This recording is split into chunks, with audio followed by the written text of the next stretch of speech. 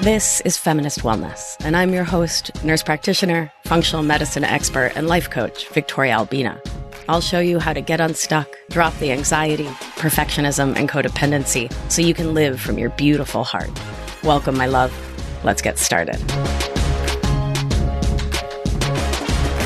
Hello, hello, my love. I hope this finds you doing so well. This week on the show, we are going to be talking about a topic near and dear to my heart, which is grief. As many of you know, I was a hospice nurse for a hot little minute in San Francisco at the Zen Center, the Zen Buddhist Center's hospice there in the Lower Haight. It was an absolutely beautiful, magical, incredible experience for which I am so grateful. I deeply believe that a huge part of my path and the reason why I'm here on this planet in this current incarnation is to be of service to those in transition. I worked as a birth doula and worked in birth for a while. I worked in an abortion clinic. At the same time, I was doulaing, which that felt really dope to be on like both sides of the choice conversation. Like, I actually don't care what you choose. I just want you to be happy and healthy, right? I care deeply about that. But your choice, you do you. I'm going to birth doula. I'm going to abortion doula. Let's go. Yeah, so one of my big purposes is to be here for the big transitions, for those big shifts, those big moves, particularly those moves between veils, right? Between worlds, between not yet born and dying.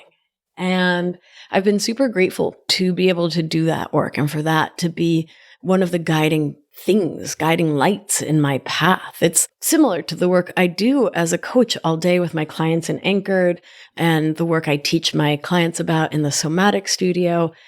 What we're working on is transitions, is shifting from one pattern within our nervous system, one way of thinking, one way of being into another, rewriting the narrative, the story of our lives, which is what birth and death does, right? And I love being there for those transitions. I love being part of the shepherding, part of the guiding, part of the support. It is truly an honor and a humbling gift to be able to be there as a life coach, formerly as a doula of all sorts, hospice nurse. So grief is something I think we don't talk about enough. And so I brought together some friends, some colleagues, some amazing people. And I am so excited to pass the mic to them so we can start this conversation. I want to hear from you if you enjoy this conversation, if it's helpful, if it's supportive. Drop me a DM at Victoria Albina Wellness on the gram. I give good gram. You can drop me an email to podcast@victoriaalbina.com. Let me know what you think of this show, if you're enjoying this series, if you want me to keep doing it, and if you want these three to come back in particular, because my vote is very much yes. I really enjoyed this conversation. So likely have them back, maybe even later this fall, early next year, to keep diving into the theme of grief. I particularly want to talk about non-death related grief. I think that's really, really, really important. And we're definitely not talking about that enough, right? Like, so in my life, the grief of immigrating and having this robust intergenerational family life where there were 3 generations living in the one building back home in Argentina. And then poof, here we are in the US, just alone, right? Just us, just my nuclear family. There's a lot of grief in there. And so it's something beautiful to explore and to explore together. All right, my loves, I could very obviously talk about this topic forever, but I shan't. All right, my loves, without further ado. Thank you all so much for being here. I'm so delighted to jump in and talk about grief. I sound rather chipper for a conversation about grief, right? So I'd love to get us started with you all introducing yourselves, and I think we should do it alphabetically by first name. Yeah? So Bree, you want to go first? Sure thing. So my name is Brianna Simmons. I also go by Bree. My pronouns are she, her, and I am the owner and creative director of Unearthing Tradition. It is a holistic wellness organization that exists to create unapologetic healing spaces that center Black folks and offer an opportunity for folks to exhale, especially around sacred transitions. Thank you for having me. Thanks for being here, Charlene. Hi, I'm Charlene Lam. I am a certified grief coach, curator, and the founder of the Grief Gallery. I help people to deal with all the physical and emotional stuff after the loss of a loved one, using the lens of curating and creativity. I love that. Krista. I'm Krista St-Germain, and I work with widowed moms and help them figure out how to love life again after losing their spouse, because that's what happened to me. Thank you. So I want to dive right on in with this question I've heard you talk about before, Krista, and I think we can all speak to it. Why do we suck at grief? I can't wait to hear what other people about this. But I can tell you, for me, I sucked at grief because everything I thought I knew wasn't actually accurate or helpful, right? I had never heard of anything besides the 5 stages of grief. In my mind, it was going to be a linear experience. I was going to go through some stages.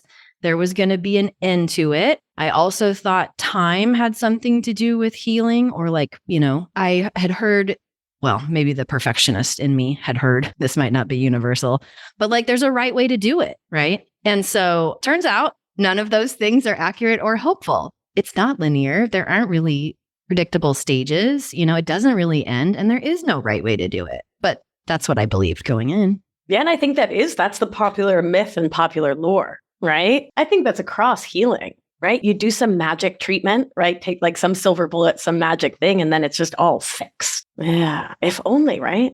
If only. If only. And even as I say that, I'm then we'd miss out on the magic and the majesty of being mired in the muck and figuring out who we are in our deepest, darkest shadow moments. So, yeah. So, Brie, what do you think? Almost what you started to allude to. I think that as complex as we are as human beings and the full range of emotions that we go through, especially in a process like grief, we've only begun to touch the surface of that complexity.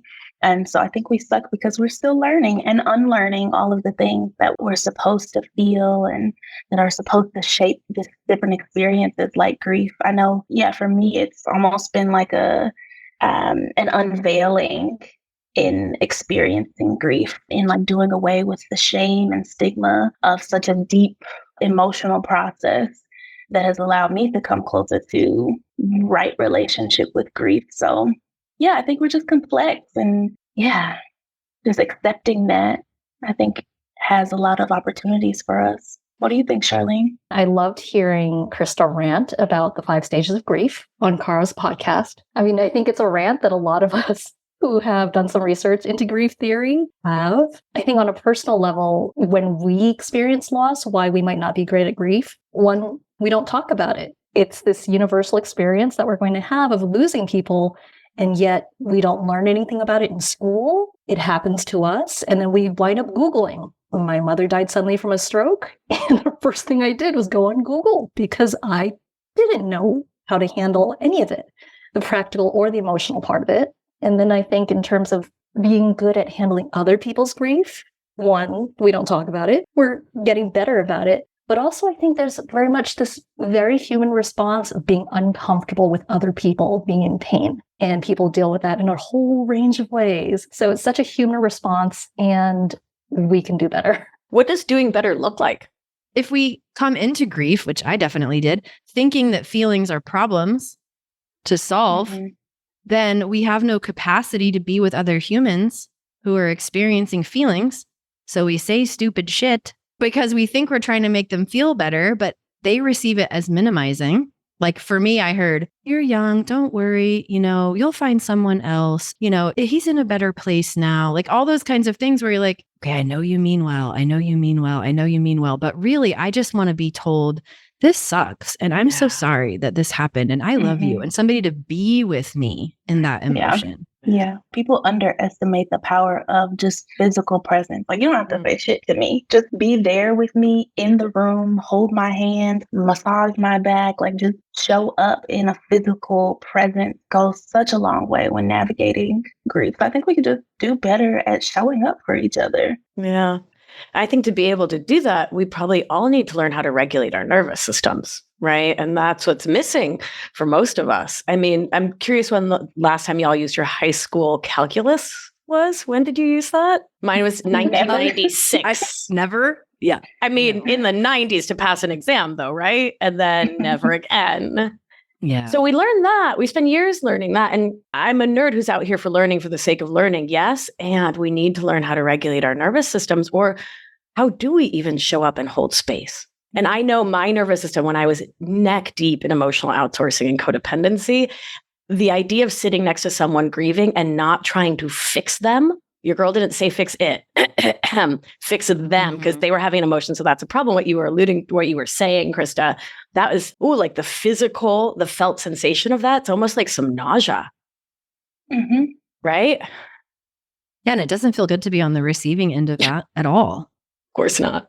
No, there's fixing them and fixing it, right? The whole range of, oh no, something's wrong with them, or they are sad. I need to fix that. Grief is something that needs to be fixed. There's a whole range of misconceptions there. And I agree with the regulating the nervous system, both as someone who's trying to support someone who's grieving, right? Dealing with like, ooh, am I making this about myself? Because often people are, right? They're like, oh no, how can I show up as the best friend that I can be, or the most supportive coworker I can be? What if I say the wrong thing? So I always encourage people to meet the person who's grieving where they are, not make it about you, even though, again, it's so natural for that to happen. But also for the nervous system, I've been finding that in order to actually grieve, you have to feel safe to grieve. And regulating your nervous system is such an important part of that. So that's something that I learned from you. Thank you. I loved it when Brianna said earlier, I think what you said, Brianna, was you create a space for people to exhale. Is that what you said? Yeah. I think like that's not possible if we don't feel safe. Yeah, exactly. And that's the true intention behind it. And I create spaces specifically for Black folks to exhale, because in the world that we live in, it sounds like we're going to talk a little bit about some patriarchy, some white settler colonialism later. And we can go there right now. We can go there. Let's go. Let's go. In a world that is predicated on anti-Blackness, Black folks really don't have a space to exhale. And there's a constant cycle of exposure to firsthand or secondary trauma and grief, that my intention in doing that goes right back to what you were saying about safety, and just having a space where you see other people who look like you, who may have had similar experiences or vastly different experiences, but we can hold each other in that and really bring cultural elements into that space that affirm the experiences that we're all navigating. And the exhale part is very visceral, in that to witness and experience the dropping of the shoulders, the slowing down of the breath, the regulation of your nervous system has such a huge impact. And it's been helpful to me in my own healing journey since losing my mom. So I just hope to put it back out there into the world for folks. The beautiful thing to do with a human life. It really is. I mean, what the three of you are doing is just magnificent, right? I spent time as a hospice nurse, so on the before side of it. And then I would call people at 3 a.m. and let them know their person had passed and what next steps were. And then their grief process would start and I would attend to the next patient. So for me, it feels particularly poignant to be sitting here with you all who do such beautiful work to support the people I used to call in the dead of the night. I kind of want to hear everybody else's story too. Charlene, something you said was so true for me too. You go to Google when you don't have the resources, and then you don't actually find what you're looking for, which for me is a huge part of why I do what I do, because I don't want other people to be in that same situation where they're looking for something and what they find doesn't fit what they need. I mean, my mom died 10 years ago, and I do feel there are more resources now, which I'm glad to see. At the time, what I found was checklists. Here's what you do. And that actually did fit in really well with my natural response. I'm much more of a cognitive processor versus an emotional processor. So at the time, I was like, oh, good, a checklist. That feels very soothing to me. I will go through the checklist now. But it took me quite a number of years to really kind of tap into the emotional side of grieving. So I think that's kind of what we're talking about today, too, about feeling safe enough to access that. I think I very much had the story of, I can't grieve, I can't fall apart, there's too much paperwork to deal with, I need to figure out what to do with the house, I cannot afford to fall apart. And then when I actually did feel like I needed to grieve, it was hard for me to access those emotions. What you're speaking to is so important because I think it's so crucial as things are starting to change and evolve a bit. I think it's so important for people to have some semblance of who they are and how they process these types of things, to know what kind of provider would best balance them in this work, or coach or facilitator or guide or whomever. So for example, knowing that you tend to naturally process things that way, would it have been supportive to have a person who could help hold that emotional container for you while you also handle the logistical, practical aspects of grieving your mom? I tend to approach my clients in that way, and knowing who I am as a facilitator and provider, but also recognizing who they are and what their needs might be and how they either work together, or perhaps I'm not the best person for you. And here's a full list of resources where these other guides might be more suited to support what you're going through. So thank you for sharing that. Thank you. And I love that all of us who are on here, we're not therapists. I love therapy. I love my therapist. But I love that there is this range of support that's available for people who are grieving, because not everyone needs a therapist. Having the range of approaches, Marie, you have a very different approach than I do. Krista, you have a different audience than I do. And speaking of the different styles, I think it's not an accident that most of my clients are also people who tend to be living from the neck up. They tend to be super responsible, competent people like me who feel responsible potentially for other people and their emotions. So it's been really interesting to recognize how I can provide that space for them to feel safe to access their emotions when they feel ready to access their emotions. I've been doing this work more. It's been interesting to see how our families of origin, our cultural expectations are playing into that. I did not grow up in a very traditional Chinese family, but I'm having more clients come to me where they're referencing, the expectations from their family about how they grieve, about whether or not they should be expressing their emotions. So I think the more of us who are providing services from a range of experiences, so much better for all of us who are out there grieving and hurting and needing support. Yeah. I think it's also good to know too, that what you need now might not be what you need in the future. And it's totally okay if that evolves over time. And, sometimes it's therapy or a grief group, or, something is amazing for you at one point, and then later it's just not what you need anymore. And you kind of have to figure out, okay, how do I advocate for what I need next? And who is the best provider for me at that point? And to your point, Charlene, that your familial expectation of what your grief should look like may resonate at first, and it may not later on, and it might resonate again, and it might not later on. And that's okay too, right? Do you find in your work that you're doing a lot of giving permission and allowing people to experience like whatever they're experiencing? I know a lot of people kind of beating themselves up for not grieving the way that they think they should. Yeah, I'm curious to hear more from Krista and Bree about that. It's a huge part of the coaching that I do. And it continues to amaze me because I'm always like thinking there's going to be, it just feels, I've just done it so many times, like validating people. I think I sometimes get frustrated that they're even in that place in the first place. How did we get there? How did we get to the place where we have to feel bad about feeling good, or we're supposed to reach a particular stage, and if we're not there, there's something broken about us? Or, if we could just allow ourselves to have the experience that we have without making ourselves wrong. Yeah, that's 97.64% of the coaching I do too, right? It's like, no, you grew up in a family with codependent, perfectionist, and people-pleasing habits. Of course you feel this way. And please stop being mean to my teddy bear about it, Yeah, no, I completely agree. I would say a lot of that has started with myself, having to affirm my own feelings, giving myself permission to be, down and depressed or anxious, or to be in just sheer rage about whatever it is that I'm grieving. And doing that process for myself again and again definitely opens up a lot of doors to hold that space for the people that I'm working with. And I named those particular emotions specifically because there's so much stigma around those emotions, particularly in the Black community. And I think over the last, I'm 30, so maybe the last 10 years I've actually paid attention to it. Folks are making more space for reclamation of just the humanity of us all, where those emotions come along with it. I love that you said you do it again and again. I think that part's super important. Oh, Because I yeah. think it's like the example that you set when you show people that it's not a one and done, that it really is an again and again and again. It just humanizes what is reality, as opposed to what I think some people are doing, which is painting this pretty, like, I had this ugly before and now I'm at this beautiful after, as though somehow your humanness is no longer there and you don't have to keep doing it, because that's just not the way that it goes. No, we just graduate. Like, we go through the stages, we graduate, we get a certificate, and then we're and there's a rainbow and a medal.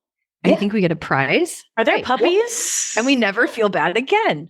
Okay, wait, I'm sorry. Where do I sign up for that one? One of my favorite talks is called F Your Rainbows, because there's so much insistence on that rainbows and silver linings, especially when people are trying to make people feel better. But yeah, no, I love speaking to the humanity of it. And yeah, there's a lot of starting with compassion, I think, and curiosity. And I love how you've talked about how, we have to do it again and again, that it's a practice, like a daily practice. This was the 10-year mark for me. And yeah, this Mother's Day was kind of hard. It was harder than previous ones. And that was really interesting to notice. Yeah. Yeah. What are some of the ways that you were able to support yourself this Mother's Day? Or for anyone, any grief anniversary? And do you call it a grief anniversary? Call it a death anniversary for me. Yeah. For me, it's just always about like not expecting myself not to be a human and letting however I feel be okay. And however I want to respond to that day, spend that day, be okay. It doesn't have to fit in somebody else's box. And to Charlene's point, if it's more intense at one point than it was before, I've learned I don't have to make that mean anything. That doesn't mean I'm regressing. Doesn't mean I'm going backwards. Doesn't mean I'm doing anything wrong. It's just that's how it is to be human. And that's how it is to experience grief. It's fine. I don't know. I don't call it anything. I think every day a certain level of grief is there. And so, especially around holidays, I mean, I celebrate holidays and I'm not a big holiday girl, but Mother's Day has become a day where I intentionally celebrate my mom. So I'll usually receive or buy like her favorite flowers. This year, my sister-in-law bought some carnations for my mom for me, which was really sweet. I bought her some roses and all of those are in the house. And I posted a picture of her that I recently received from another family member that I hadn't seen before. And it's just such an adorable picture of my mom. And so I was just celebrating that. I think related to Mother's Day specifically, if I'm being super transparent, I'm in a place after 11 years of being able to celebrate her more so on that day rather than spiraling it, like going into a grief spiral, which that might change next year or in a month, who knows. But now my grief is showing up differently in that I desire to be a mom myself. And that has not happened for me and my partner yet. And so now I'm sitting with like, oh, what is this feeling? Like, what is this grief that's coming up and desiring with my mother in the ancestral realm? So I think just like you said, Krista, just showing up for however things happen around those anniversaries. And I used to make like plans around it. And now I just kind of let things unfold how they should be. Yeah. I think a lot of my own journey with grief and process of healing, that can be a loaded word for some, but I like it, has included a lot of learning to really take care of myself and self-parenting and reparenting after my mother died. And I think I'm pretty good at it usually. Doing this work, sometimes it can be a balance because you're trying to support other people who are having a hard time and then noticing what it might bring up in you. So I always do a creative ritual. That's a really important part of my work.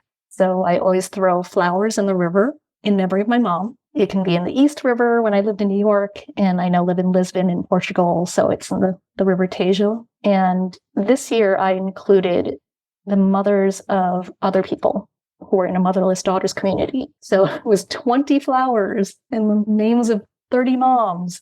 So it was a lot, but it was really beautiful. So I think it was just allowing the beauty and the kind of sadness to sit side by side. That's really beautiful. Thank you for sharing that. And thank you for supporting those other women, right? And throwing flowers for their mothers too. That's beautiful. I love it.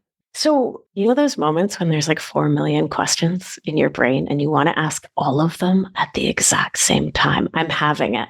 All the time. Oh, yeah. Right? When I have these 3 incredibly brilliant experts with me, I'm like, I want to ask everything. always, but right now. I want to make sure we get back to systems of oppression, but first I want to, Bree, you talked about grief spirals, and I don't want to let that escape us. One of the things that I do on Feminist Wellness that's really important to me is give a lot of remedies and a lot of support and antidotes to the things that are really challenging, right? Antidotes not meaning make it go away, but how can we support ourselves? So what advice might you all have for someone who is in a grief spiral, right? Maybe you all can define that if that's a term you use or whatever version of it you use, and help the folks out if they find themselves there.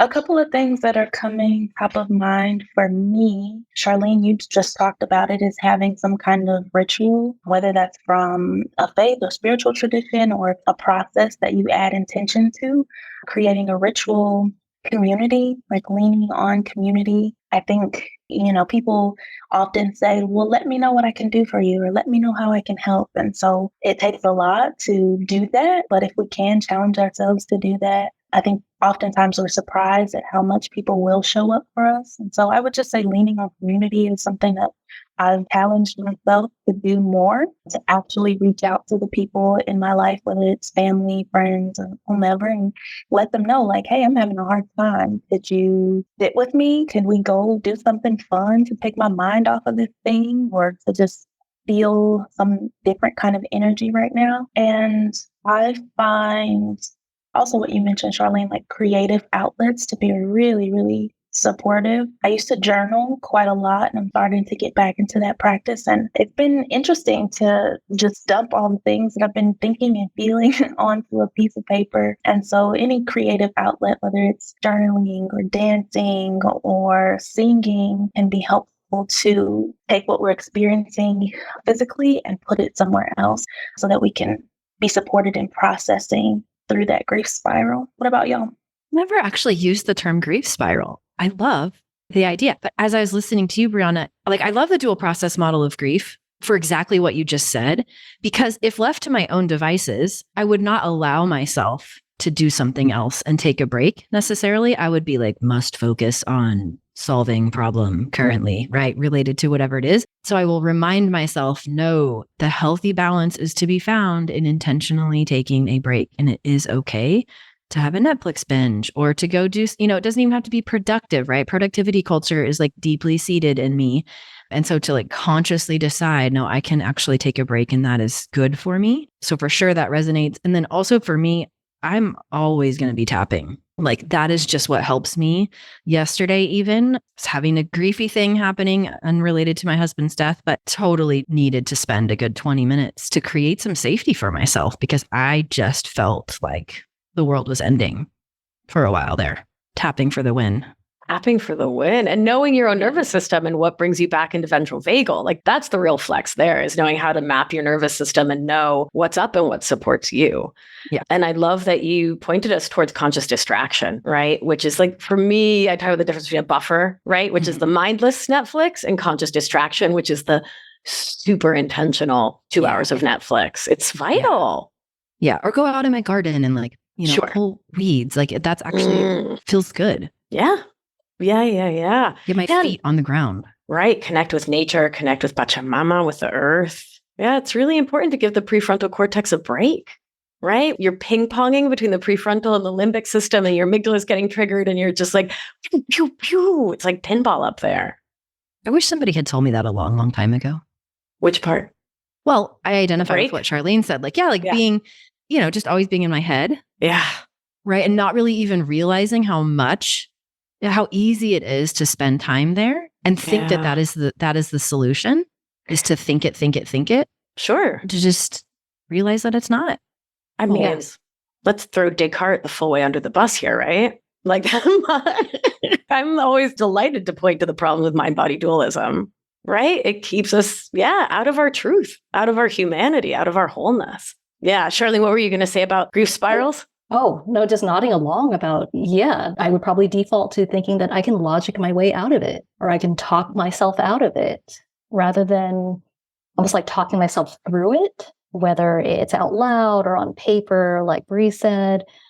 And I think I like what you said too, MV, about what's supportive for you, giving myself permission to say, well, actually, what kind of support feels actually supportive to me right now? and trusting the answer. I think it's learning to trust what comes up for us, checking in with our bodies, checking in with our inner children if need be, right? If that feels right, and like listening for what comes up rather than trying to reason my way out of it. Like I like asking questions. I like asking questions that bring up helpful answers. So like, what hurts specifically right now? What hurts? Name it, list it. Is it what was? Is it what could have been? Is it what will never be? Name it, and then ask, what helps? And then trust the answer that comes up if it's something that feels supportive to you. So whether that looks like going for a walk, calling a friend. I love having ice cream as my treat.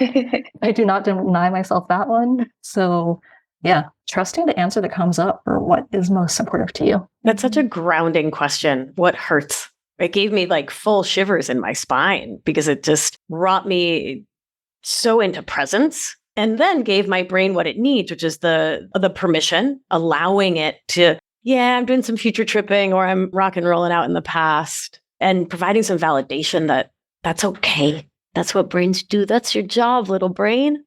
Like you're doing the right thing. You're doing your thing. Yeah. I love that too, Charlene. I feel like it's responding to a grief spiral with curiosity is how I kind of contextualize what you said. Yeah, wow, that brings up so many opportunities and so many individual and unique paths for everyone. It's just being curious when you find yourself in a grief spiral, being curious about what's there, why it's there, and what you need to do about it. Love that. Definitely taking that with me.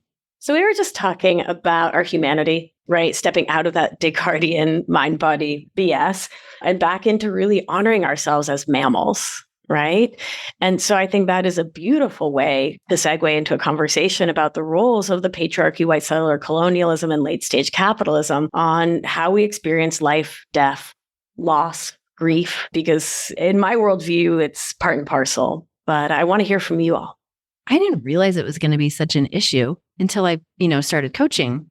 Honestly, I think I didn't even appreciate how much I was struggling with it until I saw it reflected back to me in the struggles of other people. But for the women that I work with, what I see a lot of is they don't really know how much they've been sold this bill of goods that partnered is somehow superior to not partnered. And they don't understand it actually is genuinely possible to be happy without being partnered. The goal is not necessarily to just hurry up and make your body look better for the male gaze so that you can attract someone else so that you can be happy, right? And many have lived most of their adult lives in a partnered situation, so they don't realize how much of their confidence and self-concept and identity was wrapped up in the person. And most of the women that I work with are cisgendered straight women. So it's really interesting, right? Like there's so much drama about taking off the wedding ring. What does that mean? What will people think? I'm damaged goods. I no longer fit in. Something is wrong with me. I'm broken. Because of that, right? Because of what we've been taught. Or decision making, not believing they're good at money, right? Not believing they're good at, managing whatever it was that the spouse managed, that they were taught was a male versus female gendered thing. So that's how I see it showing up, primarily because of who I work with, for starters. For me, it's been seeing how my clients have taken on roles and responsibilities without even realizing it. When my mother died, I'm an only child, and I knew I was going to be the responsible one, that I would have to fly back and figure everything out with some help from my aunt. I knew that most of the decisions and the responsibility would be mine. But it's been really interesting to see how a lot of my clients are women who are in that role by default, that they have been assigned that role by other members of their family because they are women, because they are the oldest daughter. And there's this assumption that they're going to be the caretakers. Maybe a parent is aging and they're managing that as well as the estate. And there's this assumption that they're going to deal with all the physical stuff and figure out who gets what. And by the way, they're going to be responsible for other people's emotions and their well-being.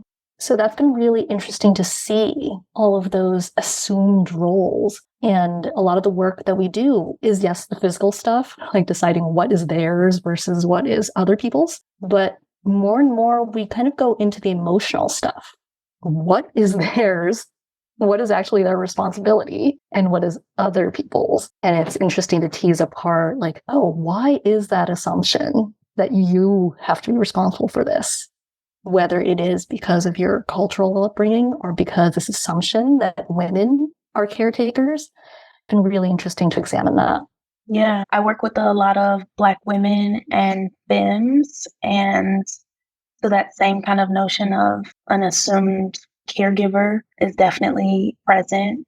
There's the trope of being a strong Black woman that a lot of Black women and femmes, including myself, are very committed to not aligning themselves with and wanting to create space for themselves to be resilient and soft, hardworking, and given permission to do nothing, and, the both and of it all.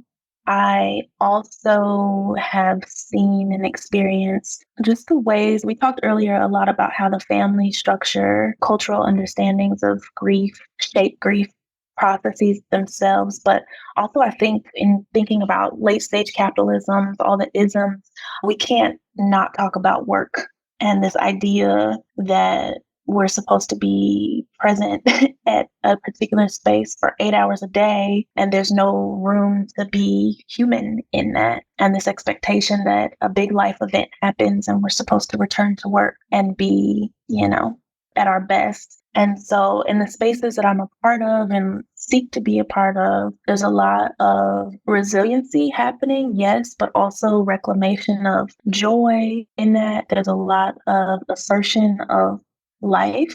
I'm a birth worker as well as someone who guides folks at the end of life. And so considering the maternal health crisis that this country is in, that assertion that life, Black life in particular, is valuable and deserves respectful care are the conversations that folks are having. And on the loss side, end of life side of things, there is an energy that is wanting to make space for dignified transitions where violence is rightfully addressed. And so there's so many ways that question lands in my mind, heart, body. And we can do a part 2. We can bring y'all back, right? Because I think there's so much more to talk about and there's so much more to unpack and really dive into here. Right. And yeah, I mean, particularly talking about the patriarchy and white settler colonialism and our detachment from our cultural norms and what loss practices and rituals looked like ancestrally for folks, like before migration, forced immigration, before being enslaved, et cetera, et cetera, et cetera. Like that's been lost for so many of us. No. So I think we're going to have to do a part 2. I hope y'all are game because that'd be really fun. Because I'm also sitting here as an immigrant to this. Love that. You'd love it. Okay, signed you up. Done. No, I want to interview all of you. I know, right? Let's all talk for hours. Yeah, I mean, I think there's really important parts of grief to talk about that are so far beyond like an actual death loss. Right? I remember as a girl, so we immigrated from Argentina when I was a kid, and I had so much both survivor's guilt, because we made it out during the dirty war, and just so much grief from missing my people, right? Like you do in Latin America, we all lived together in one building. It was like 3 generations together. And we went from that to being the only South Americans we knew of in Providence, Rhode Island.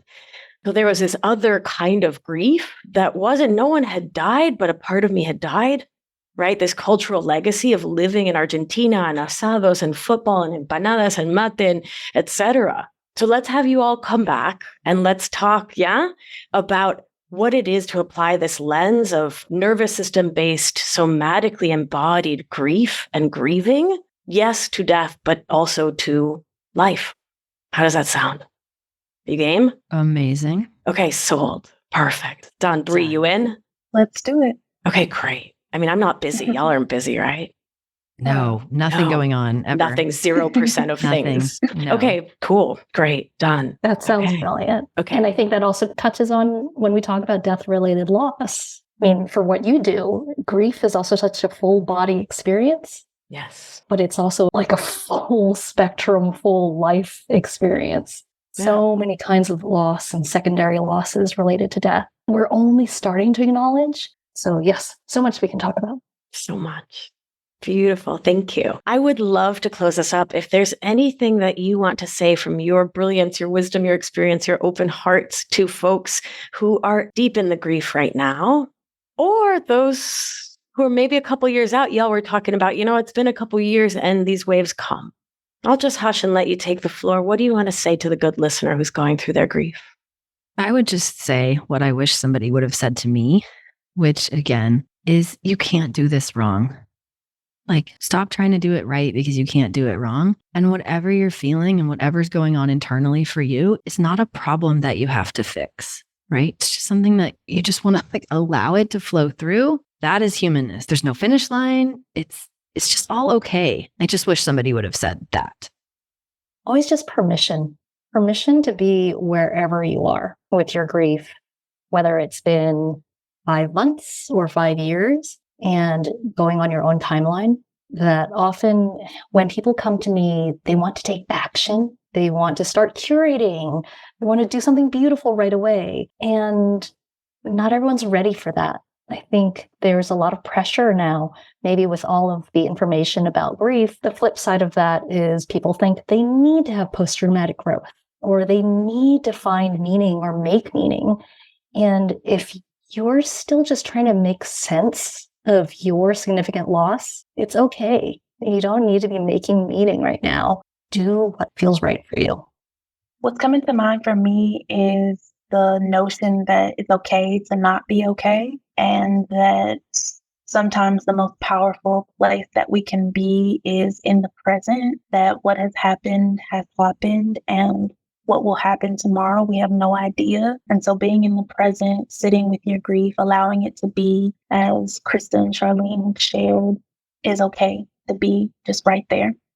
Thank you all for being here. Thank you once again for the work you do. I'm so grateful that each one of you exists and that you're out there supporting people in their moments, their hours, their months, their years of need. It's truly beautiful work. I'm just really grateful. I know everyone listening wants to follow you, wants to join your course, wants to do your thing. So would you be so kind as to tell them where they can do all of that, please?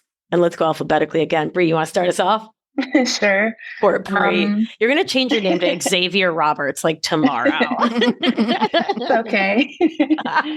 So I can be found at Unearthing Tradition on Instagram, and my website is unearthingtradition.com. If you don't have a podcast, you need one. Agreed. 1,000%. Mm-hmm. I want to listen to your voice. Times. Yeah. So I'm funny. just when she talks, I just relax. I feel wrapped. All my attention is just what else, Brie? What else? Will you say it again? Brie, I actually just subscribed to your podcast.